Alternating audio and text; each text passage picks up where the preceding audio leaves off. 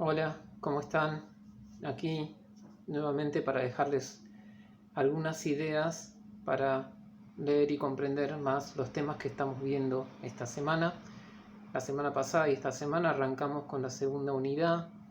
Estamos viendo la unidad centrada en las ciencias sociales, que son las ciencias sociales, en un contexto difícil para todos, que es el de la modalidad virtual, las clases virtuales.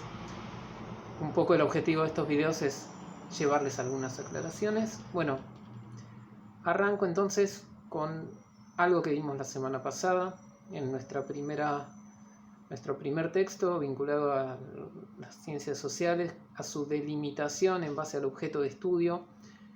Vimos que todas las disciplinas científicas hacen un recorte, recortan un aspecto de un cierto objeto de estudio para poder estudiarlo. Como dice Bauman, hay una especie de división del trabajo de los científicos que recortan ciertos aspectos de un objeto, ya que los mismos objetos presentan una variedad, una complejidad de dimensiones que una sola ciencia no podría abarcar.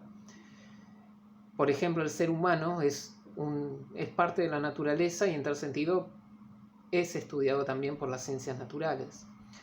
Entonces, ¿desde qué punto de vista abordan las ciencias sociales al ser humano? Bueno, ahí lo que aparecía en nuestro texto es que las ciencias sociales toman un cierto aspecto de los seres humanos, que es su dimensión simbólica, su capacidad de asignar sentidos o significados a las cosas del mundo natural. Y en tal sentido se plantea esta división entre dos niveles, ¿no?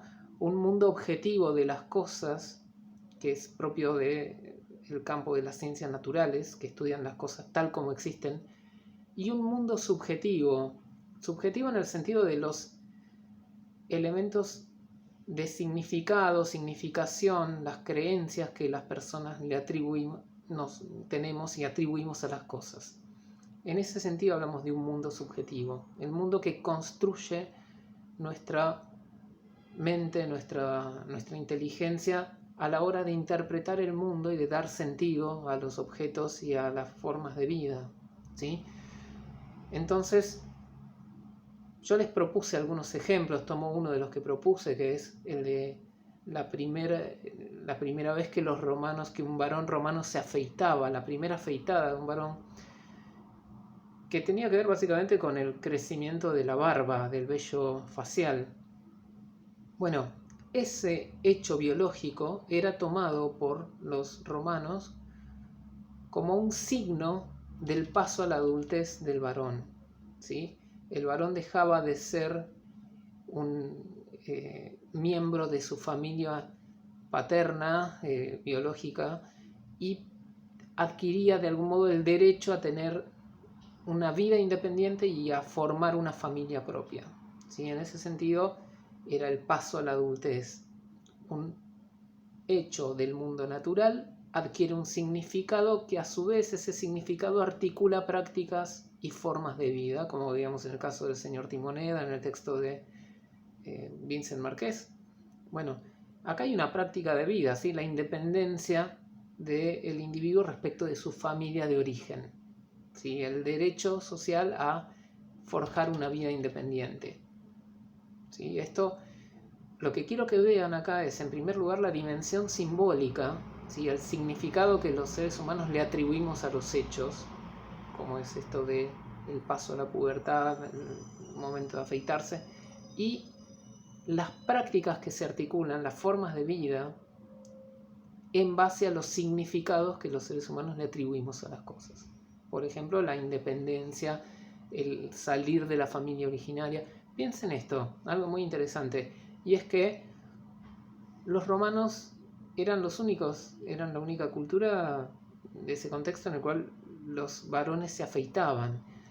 Todos los pueblos germanos y otros pueblos que ellos combatían, digamos, tenían como símbolo justamente de lo varonil, de la virilidad, la barba. Tenían barbas largas. Los romanos se diferenciaban de esas otras culturas por el hecho de afeitarse.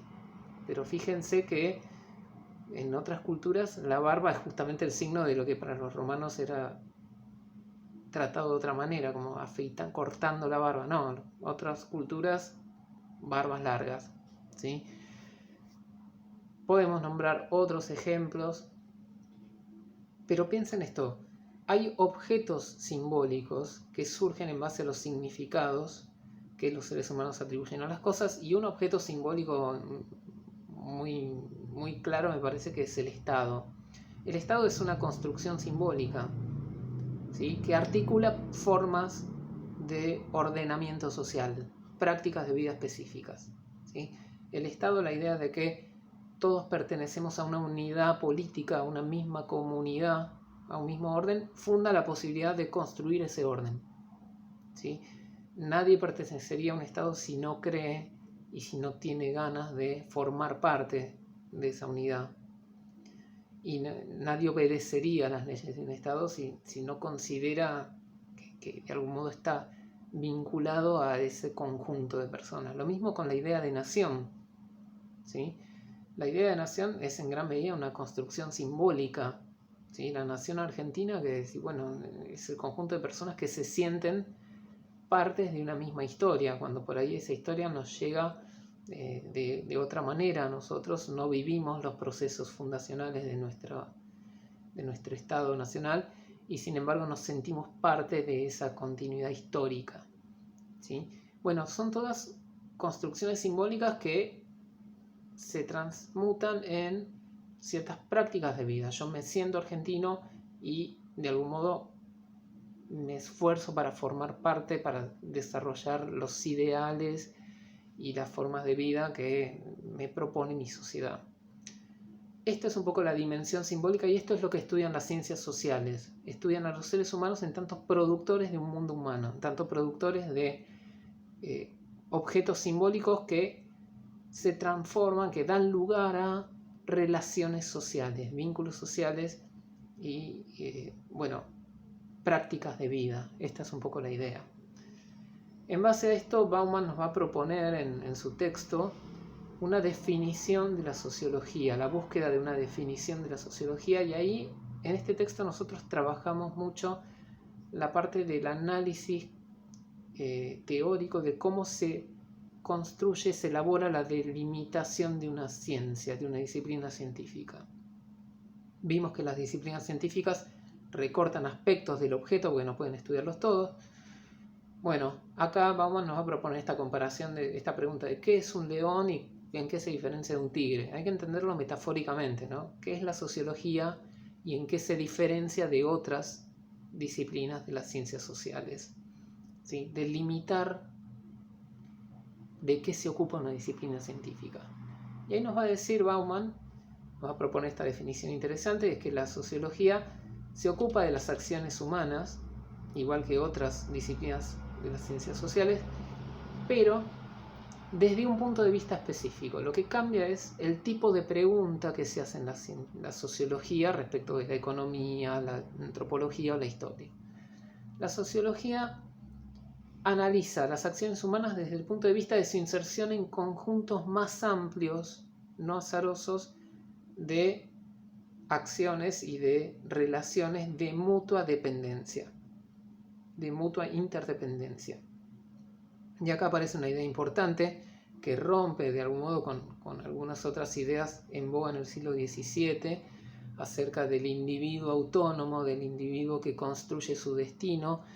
Bauman la sociología, cuando surge en el siglo XIX, nos muestra que las acciones individuales están en gran medida condicionadas por una red amplia de relaciones sociales de mutua interdependencia. Lo que yo puedo hacer depende en gran medida de las acciones y de las condiciones de la cultura en la que vivo. Por ejemplo, nosotros estamos estudiando en una universidad pública y no podríamos hacerlo si viviéramos en países donde no existe esta institución de la universidad pública, no existe la idea de que la educación superior debe ser promovida y financiada por el Estado, ¿sí? O tal vez podríamos hacerlo mejor en otras sociedades y culturas que tienen un mayor desarrollo y mayores posibilidades, por ejemplo, mayor acceso a investigación científica, ¿sí? ¿Por qué? Porque en esas sociedades han desarrollado a lo largo de la historia esas condiciones que a su vez condicionan nuestras posibilidades de acción. Es una definición interesante de la sociología que, digamos así, cuando surge la sociología en el siglo XIX, se independizan y se autonomizan las ciencias sociales. Aparece por primera vez la idea de aplicar la ciencia moderna, al estudio de lo social. Y cuando hablamos de ciencia moderna, recuerden que hablamos de una ciencia basada en la observación, en la inducción, en las hipótesis y en la experimentación, ¿sí? En los métodos centrales del método científico que vimos en la primera unidad. Y en base a esto, ahora sí podemos abordar los temas de la clase de esta semana, que tienen que ver con la distinción entre la sociología o las ciencias sociales en general y el sentido común, tema que aborda Bauman en la segunda parte de su texto. Y es un tema importante para las ciencias sociales porque a menudo se plantea esta pregunta, ¿no? ¿En qué difiere la mirada del científico social respecto de la mirada de cualquier actor social que forma parte de la vida de una cultura, de una comunidad? Y bueno, ahí Bauman nos va a plantear 4 diferencias importantes a la hora de entender las ciencias sociales y su distinción del sentido común. Plantea esta idea del sentido común como un saber rico sobre lo social, pero completamente desorganizado, asistemático y carente de una metodología, ¿sí? Es un conjunto de creencias que se tienen porque uno forma parte de la vida social. Sin embargo, las ciencias sociales justamente tienen toda esta metodología probatoria, científica, que les da un carácter más sistemático. Vamos a ver las 4 diferencias que marca Bauman. En primer lugar, referido al tipo de discurso, Bauman dice que las ciencias sociales, a diferencia del sentido común,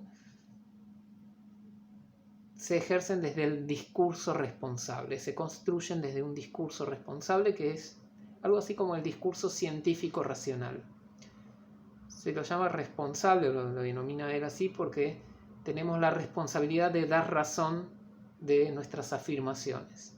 En las ciencias sociales uno no habla, como hablamos del sentido común, de lo que yo pienso y lo que yo creo, sino que las afirmaciones tienen que estar justificadas, ya sea porque son hipótesis o porque se han comprobado a través de observaciones y experimentos. ¿Sí? Las hipótesis, recuerden, siempre van de la mano de algún tipo de comprobación observacional o empírica o experimental. Dentro de este discurso responsable aparece la idea de la replicabilidad. O sea, hay un método que se puede volver a aplicar, es replicable. Y desde esa manera yo puedo volver a comprobar las afirmaciones que ya comprobé. Una segunda característica es la ampliación del tamaño del campo de observación. En el sentido común hablamos desde la experiencia individual. Por ejemplo, si a alguien le preguntan cómo está el país, posiblemente si alguien vive en un barrio que está bien, piense que el país está bien. Si alguien vive en un barrio con condiciones más precarias, va a decir, no, seguramente el país está muy mal. La idea es que la ampliación del campo es observamos una realidad a distintos niveles y desde distintas perspectivas individuales, no desde la mía sola, sino teniendo en cuenta las voces de distintos actores sociales, distintas regiones, distintas miradas, distintos factores, distintos datos, y de esa manera conjugando y armando estadísticas y análisis se reconstruye un objeto complejo. Esto en cuanto al objeto de al campo de observación. No miro lo que alcanza mi experiencia individual, sino una sumatoria y articulación de experiencias singulares. En tercer lugar, aparece el modo de explicación. Las ciencias sociales tienen un modo de explicación basado en conceptos que son constructos teóricos, que son definiciones teóricas, como el concepto de pobreza, que nosotros tenemos una idea de qué es la pobreza, pero en sociología hay una definición más estricta, que es la pobreza por ingreso, que se define justamente con una relación entre nivel de ingresos y una canasta básica de bienes, y eso me da la posibilidad de medir la pobreza. Ya no es lo que yo pienso, yo estimo que la pobreza es del 40%, del 50%, No, ahora la puedo medir. Tengo un instrumento conceptual que me permite medirlo y eso le da una dimensión más objetiva al saber científico. Y por último aparece como último factor el modo de preguntar, y ahí Bauman plantea este concepto importante, la desfamiliarización. Las ciencias sociales desfamiliarizan lo cotidiano, o sea, desnaturalizan lo que hemos naturalizado. Por ejemplo, cuando ustedes se levantan y salen, se ponen la misma ropa de siempre y no se preguntan por qué yo uso una remera, por qué uso una camisa, en vez de usar una túnica hindú, una túnica romana, griega. ¿Sí? ¿Por qué no salgo desnudo a la calle? Bueno, nadie se pregunta esto porque forma parte del ámbito de lo familiarizado, lo naturalizado. Las ciencias sociales se preguntan justamente sobre las prácticas sociales desfamiliarizando. ¿Por qué hacemos esto que hacemos?